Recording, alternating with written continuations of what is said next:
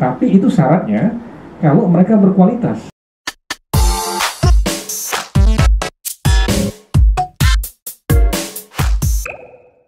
Assalamualaikum warahmatullahi wabarakatuh.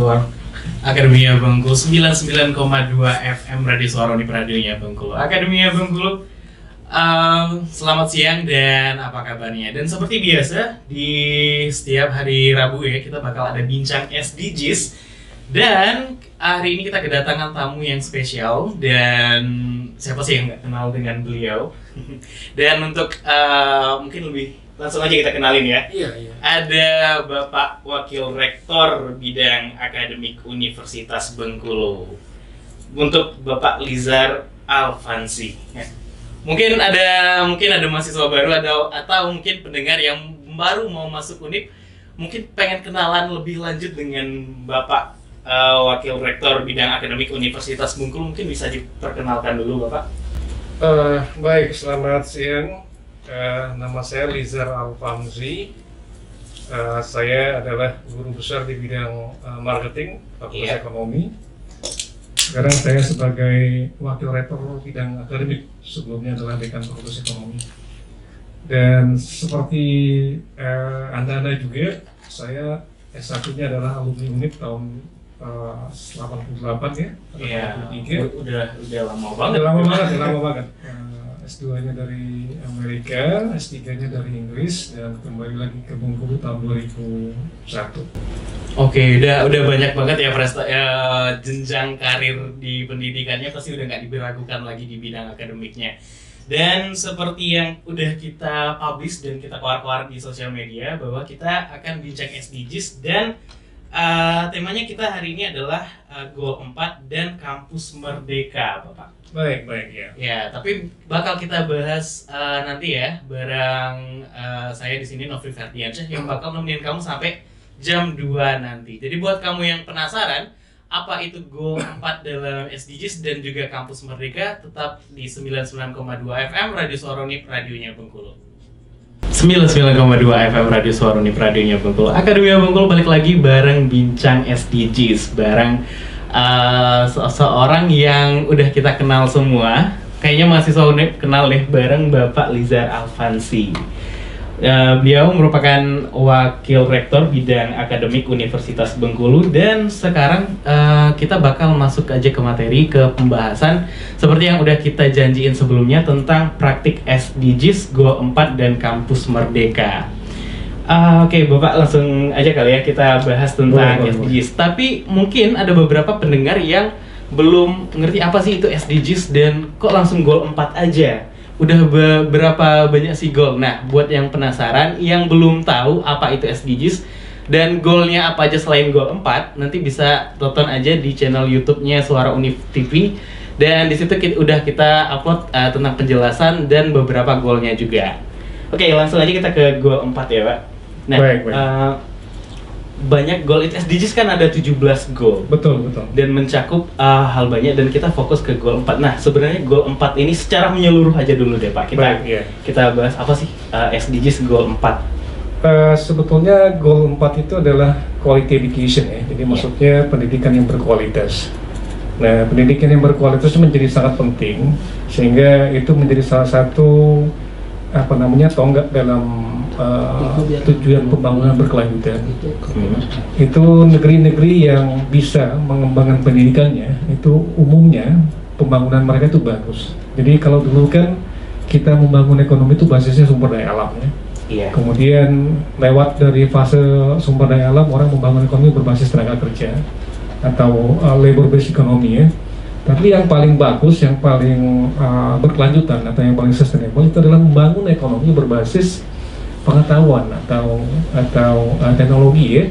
Kalau berbasis sumber daya alam itu suatu saat pasti akan habis sumber daya alam. Seperti kita kan, misalnya kita bangun ekonomi Bengkulu dengan batu bara kan, suatu saat akan habis kan. Nah, itu tidak berkelanjutan. Oleh sebab itu orang sudah mulai beralih ya, negara-negara maju itu misalnya Skandinavia, Amerika, Inggris, Eropa dan seterusnya, itu mengandalkan pengetahuan mereka sebagai basis untuk mengembangkan ekonomi mereka. Nah, oleh sebab itu menurut saya quality education itu menjadi sangat penting. Jadi negara-negara yang pendidikannya bagus biasanya berkorelasi dengan ekonominya, dengan pembangunannya. Nah, oleh sebab itu kita juga Indonesia harus fokus ke mengembangkan pendidikan kita. Saya pikir itu adalah esensi dari tujuan keempat untuk pembangunan berkelanjutan atau SDGs dari United Nations atau PBB ini. Saya pikir begitu. Oke, makasih Bapak untuk penjelasannya. Jadi Bu, ya buat yang belum tahu, jadi singkatnya SDGs itu adalah tentang pendidikan, mengembangkan pendidikan ya, betul.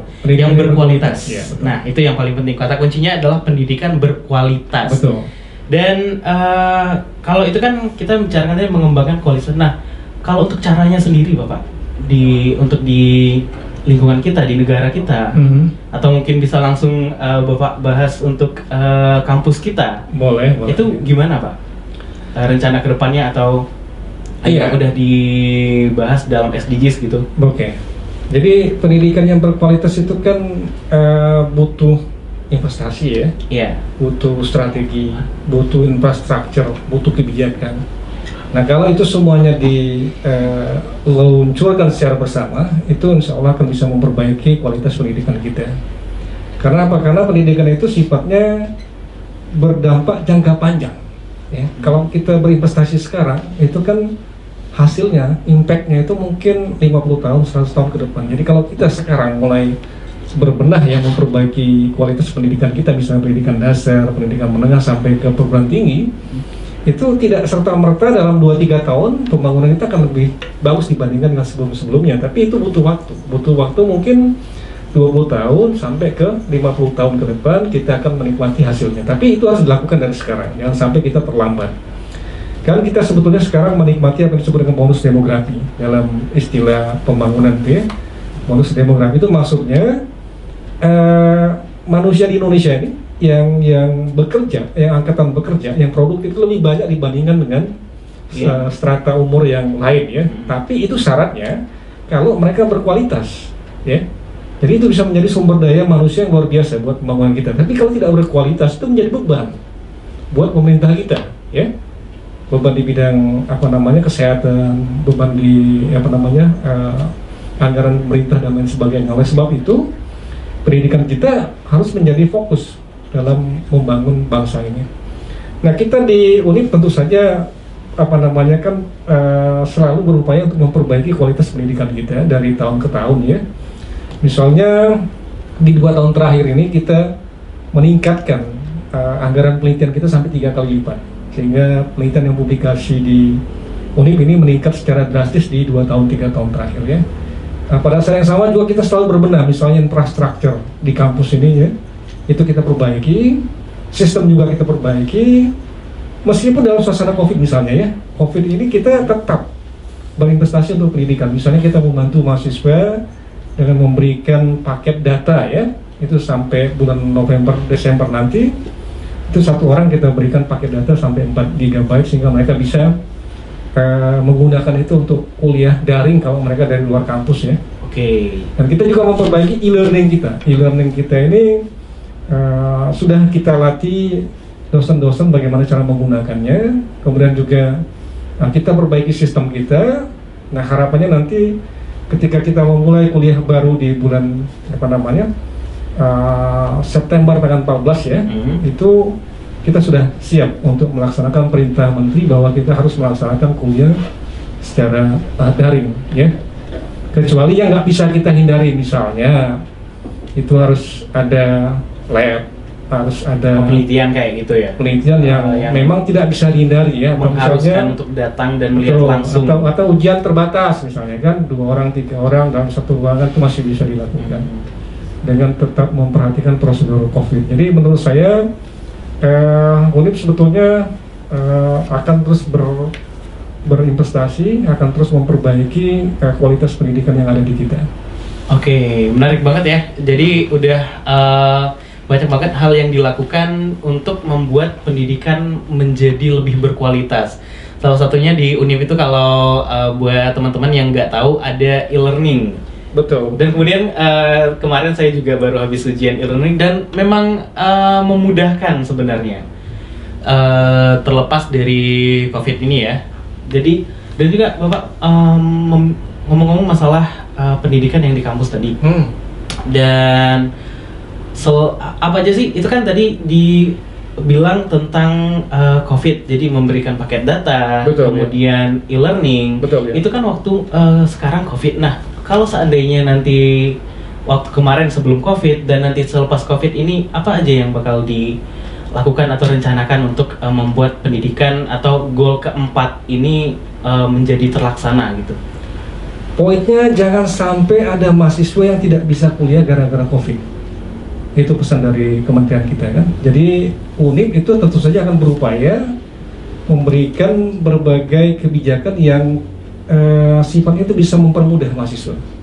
Misalnya kan mahasiswa yang kalau tinggal menunggu ujian skripsi itu nggak perlu lagi bayar SPP gitu ya. Kalau dulu kan mesti bayar, kalau sekarang kan nggak perlu lagi bayar SPP. Kemudian juga mahasiswa yang sudah masuk semester 9 ke atas, sepanjang dia hanya mengambil 6 SKS atau skripsi saja ya, itu hanya membayar 50% misalnya kan. Dan juga kita memberikan peluang bagi mahasiswa yang ingin mengajukan perbaikan atau perubahan UKT. Yang saya misalnya merasa bahwa saya ini terdampak COVID gitu ya, sehingga kemampuan saya tidak sama seperti tahun yang lalu, atau kemampuan orang tua juga seperti itu kita berikan. Nanti akan dievaluasi oleh satu tim di tingkat universitas. Kalau memang usulan kita itu memang seperti adanya di lapangan, itu akan kita berikan penyesuaian tentang UKT. Nah, itu contoh-contoh yang dilakukan oleh kita ya. Dan juga kita sekarang sedang berupaya itu mengajukan beasiswa khusus ya. Ada namanya bidik misi yang khusus diluncurkan tahun ini yang khusus membantu anak-anak yang terdampak COVID. Kalau selama ini kan bidik misi itu kan dari SMA ya, dari usulan sekolah ya, atau pergantian dari kampus ya. Nah sekarang ada mendaftar dari betul, SMA. Betul. Ya, sekarang ada skema khusus untuk anak-anak yang terdampak. Nanti itu akan diseleksi, kita belum tahu kita dapat kuotanya berapa gitu ya. Jadi bidik misinya nanti mereka itu daftarnya bisa di tengah jalan. Iya betul. Jadi nggak perlu lagi dari awal kuliah harus daftar, kemudian di tengah-tengah berhubung di tengah-tengah jadi nggak bisa lagi. Jadi itu nanti nggak akan ada lagi. Dan itu akan berlanjut setelah COVID atau sampai COVID ini saja untuk COVID itu. Iya. Oh, jadi nanti setelah COVID itu nggak berlaku lagi? Belum tahu, tapi kemungkinan tidak, karena itu kan bantuan khusus dari pemerintah untuk mahasiswa yang terdampak. Oh, karena bantuannya juga bidik misinya itu memang khusus untuk COVID. Oh, oke. Jadi memang dianggarkan untuk COVID. Betul. Jadi yang sifatnya temporer. Oke. Jadi nanti setelah COVID kemungkinan besar akan berlaku seperti semula. Betul. Tapi itu di tingkat ini ya, dari pemerintah pusat ya. Kita juga di UNIP itu memberikan kebijakan bagi memang yang terdampak COVID, yaitu sudah hampir 2.000 anak mahasiswa kita yang mendaftar. Nanti akan dievaluasi, itu akan semacam ada penyesuaian UKT yang diberikan oleh universitas. Itu adalah salah satu upaya-upaya kita untuk menindaklanjuti jangan sampai mahasiswa kita ya, mahasiswa UNIP itu tidak bisa melanjutkan sekolah karena COVID. Poinnya seperti itu. Menarik banget ya, sangat tujuannya sangat bagus sekali dan sangat memang untuk kemajuan pendidikan yang berkualitas. Betul ya. Nah tadi Bapak boleh menanyakan sedikit lagi tentang ini tadi kan untuk berkualitas gitu. Betul ya. Tadi kita bahas itu kayak untuk secara skema dan sistematisnya gitu. Bagaimana kalau berkualitas di sini kita ibaratnya kita tujukan ke mahasiswanya sendiri, orangnya sendiri yang mungkin bisa mungkin agak kesusahan dalam pendidikannya, bukan dalam maksudnya bukan dalam UKT, bukan dalam apa memang si mahasiswanya ini bermasalah, apakah ada proyek tersendiri atau mungkin rencana tersendiri dari SDGs terutama untuk membantu mahasiswa-mahasiswa yang mungkin bermasalah dalam perkuliahan atau kayak gitu, Bapak? Baik, sebetulnya kan kalau masalah-masalah perkuliahan itu yang pertama ya, itu bisa didiskusikan dengan pembimbing akademiknya. Kalau misalnya kita ingin merancang perkuliahan kita atau kita punya masalah yang sifatnya itu bisa mengganggu perkuliahan kita, itu orang pertama yang bisa dihubungi adalah pembimbing akademik, karena kan peran pembimbing akademik itu memang untuk mendampingi mahasiswa selama mereka kuliah ya. Kemudian setelah itu kan ada prodi, ada ketua jurusan dan seterusnya. Nah, kita juga ada sih yang namanya bimbingan konseling ya, itu yang bisa dimanfaatkan oleh mahasiswa kalau mereka ingin berkonsultasi ya terkait dengan masalah-masalah langsung ke pihak SDGs-nya. Betul. Oke. Masalah-masalah apa namanya sosial, masalah psikologis dan seterusnya. Saya pikir itu bisa dimanfaatkan. Itu boleh dikasih tahu Bapak Di gimana? tingkat universitas itu ada. Ada. Ya, ada. Mungkin teman-teman yang mungkin mau ke sana mungkin mencoba untuk konsultasi. Saya pikir itu bisa di apa namanya itu di bawah naungannya WR3 ya. Oh, di bawah naungannya bidang kemahasiswaan. Oke, Ya, jadi buat teman-teman yang mungkin punya masalah yang katakanlah butuh curhat begitu, Ya. untuk mencari solusi akan masalah-masalah yang ada, mungkin bisa langsung ke bagian SDGs-nya di bawah naungan WR3 ya Bapak? Di bawah WR3. Iya, jadi mahasiswa. Ya, untuk kontak lebih lanjutnya mungkin bisa nanti hubungi SDGs-nya sendiri. Sosial medianya juga udah kita upload tadi, Yeah. dan kontak personnya juga udah kita upload juga dari kemarin sebenarnya udah kita upload sih. Jadi tinggal teman-teman sendiri yang mau bagaimana. Semuanya pokoknya di Unip ini udah dirancang sedemikian rupa, udah dibantu dan udah ada SDGs sendiri yang udah memang tujuannya untuk membuat pendidikan yang berkualitas. Nah, gitu. Sebenarnya masih banyak yang mau dibicarakan lebih lanjut, tapi kayaknya kita harus rehat dulu sejenak, Bapak. Baik ya. Jadi buat kamu semua yang penasaran pembahasannya apalagi aja nanti, jadi buat kamu jangan kemana-mana, tetap di 99,2 FM Radio Suara Unip, radionya Bengkulu. 0,2 FM Radio Suara Unip, radionya Bengkulu. Akademia Bengkulu balik lagi bareng Suara Unip FM dan masih dibincang SDGs dengan topik Goal 4 dan Kampus Merdeka ya Bapak. Nah, tadi kita udah bincang-bincang tentang SDGs itu sendiri dan Goal 4, terutama untuk kampus kita tercinta Universitas Bengkulu, untuk membuat pendidikan menjadi lebih berkualitas. Dan tadi udah dijawab sama narasumber kita bahwa ada beberapa hal yang telah dilakukan untuk membuat pendidikan menjadi berkualitas. Salah satunya mengenai yang sekarang sedang dialami adalah COVID. Jadi salah satu bentuknya adalah kuliah daring dan bantuan kuota, kemudian ada e-learning dari Unip sendiri, dan masih banyak lagi sebenarnya. Dan tadi di pertengahan ada yang nanya tentang poin-poin tersebut. Langsung aja kali ya Pak, biar bisa langsung dijawab. Nah, oh ya sebelum itu buat kamu yang nanya bisa langsung aja nanya-nanya tentang ini. Tadi lupa juga dikasih tahu kalau mau nanya langsung nanya ke WA ya di 0822 79905002 ya. Buat teman-teman semua mungkin ada pertanyaan nanti yang membingungkan via WhatsApp ya, di chat aja. Dan langsung ke pertanyaannya Bapak, ini ada Putri. Siang katanya Bapak, perkenalkan nama saya Putri, mahasiswa Universitas Bengkulu semester 4. Dan tadi katanya ada beberapa poin menjadi pertanyaan terkait isu SDGs Goal 4 dan Kampus Merdeka. Oke. Yang pertama Bapak, kita tampung aja dulu. Sebenarnya ada beberapa poin, ini ada 3 dan kita tampung aja dulu, nanti bisa langsung dijawab Pak. Boleh ya. Yang pertama adalah mengenai syarat dan mekanisme beasiswa bidik misi COVID-19 itu apa aja Pak? Oke.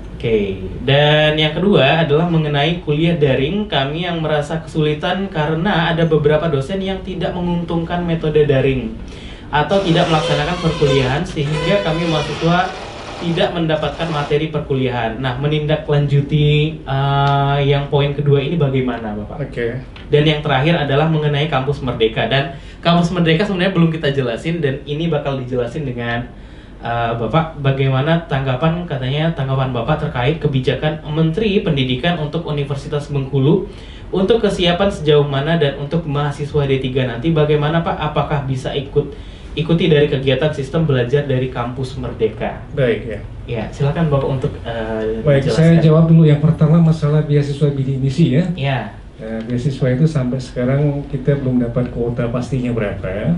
Untuk syarat-syaratnya mungkin adik-adik mahasiswa bisa langsung berhubungan dengan bidang kemahasiswaannya. Di sana itu diumumkan baik di web Unip kita maupun secara langsung ya. Itu tentang syarat-syarat nanti yang akan digunakan untuk meng-apply ke beasiswa tersebut. Oke. Nah, misalnya kalau yang bukan dari nasional ya, yang dari kita itu kan salah satu misalnya kan adalah keterangan bahwa memang kita itu terdampak COVID, ya itu nggak usah rumit-rumit dari RT atau dari apa namanya kelurahan, itu cukup ya, nanti itu akan dievaluasi. Dan untuk dosen yang katakanlah tidak mengajar dengan benar, atau misalnya kan mahasiswa merasa bahwa kuliah daring itu menambah beban. Iya, karena banyak teman-teman yang bilang kalau tugasnya banyak misalnya kan, bukan kuliah daring kata mereka, tugas daring. Tugas daring gitu ya, bukan kuliah daring. Jadi sebetulnya begini, prinsip dari e-learning itu adalah kita menyiapkan sistem. Sistem itu sudah kita siapkan di UNIP oleh LP3 ya. LP3 kita mengembangkan sistem tersebut, dan sistem tersebut harus diisi materi oleh dosen. Ya. Jadi dosen harus mengupload materi ke sana. Kemudian materi itu harus bisa diakses oleh mahasiswa, ya kan? Nah itu kita lakukan e-learning itu komposisinya kira-kira 80% dengan e-learning, 20% tatap muka.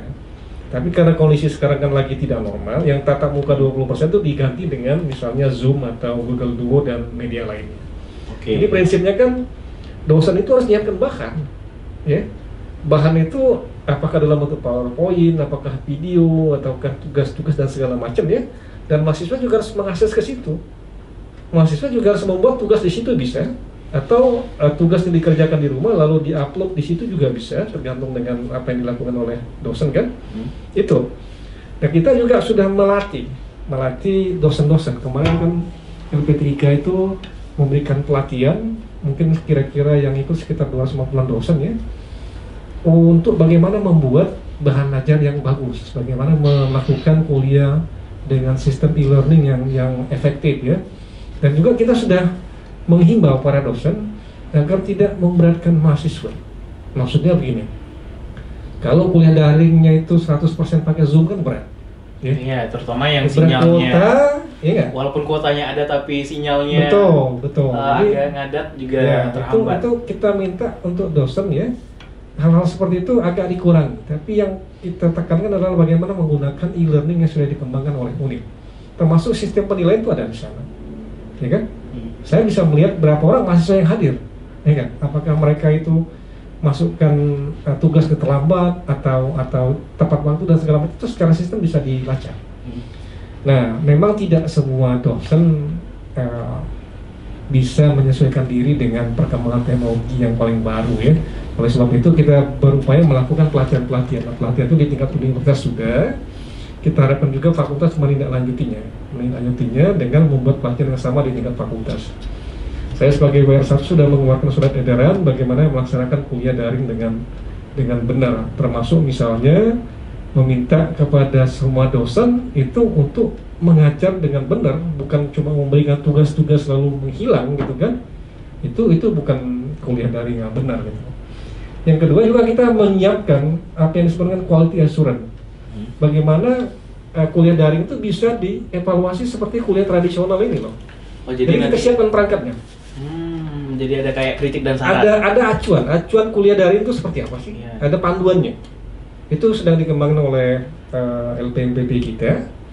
Yang harapannya nanti ketika kuliah baru di pertengahan September itu sudah siap ya. Sehingga nanti kan bisa dievaluasi bagaimana pelaksanaan kuliah daring. Nah, itu tentang kuliah daring ya.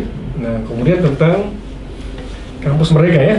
Iya, kampus merdeka. Kampus merdeka ini kan sebetulnya keputusan baru ya dari menteri kita. Menteri kita kebetulan adalah orang yang berkecimpung lama dalam bidang bisnis ya, entrepreneurship ya, yang bukan birokrat, dan memiliki gagasan bahwa mahasiswa itu selayaknya bukan hanya belajar di kampus, tetapi juga belajar di luar kampus mereka. Nah, kebijakan tentang kampus merdeka itu dituangkan dalam Permen nomor 3, Permendikbud nomor 3 ya tahun 2020, yang isinya tuh kira-kira menghendaki mahasiswa ya, di samping kuliah tradisional seperti sekarang ini, itu punya opsi lain. Opsi lain adalah mereka boleh kuliah di luar program studi mereka. Misalnya kuliah di mana? FISIP ya? Di FKIP. FKIP, bidang apa misalnya? Pendidikan bahasa. Pendidikan bahasa misalnya kan. Nah, dia ingin mengambil 1 semester, misalnya kuliah di ekonomi, mau belajar ekonomi, atau kuliah di fisik, mau belajar di jurnalistik misalnya. Itu menurut aturan baru, menurut kampus mereka itu boleh.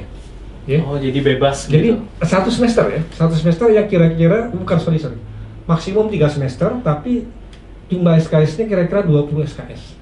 Nah, itu boleh disicil, boleh sekaligus. Dan Jadi, boleh kapan aja? Boleh dari awal perkuliahan atau mungkin di tidak, pertengahan? itu kan tergantung dengan program studi Oh, masing-masing. tergantung program studi Iya, masing-masing. karena kan kebijakan. penawarnya beda-beda. Oh, gitu. Karena mungkin kan mereka, Anda kalau di Visipol harus wajib misalnya ngambil 100 SKS ya. Baru boleh ngambil. Setelah itu baru boleh ngambil Oh, oke. apa namanya? Yang program kampus mereka tadi kan. Nah, kampus mereka itu sebetulnya ada 8 program. Salah satu misalnya pertukaran pelajar atau mahasiswa. Jadi ada misalnya boleh kuliah di IPB misalnya kan, boleh kuliah di UI, boleh kuliah di mana sepanjang mereka mau menerima ya. Atau juga boleh keluar negeri.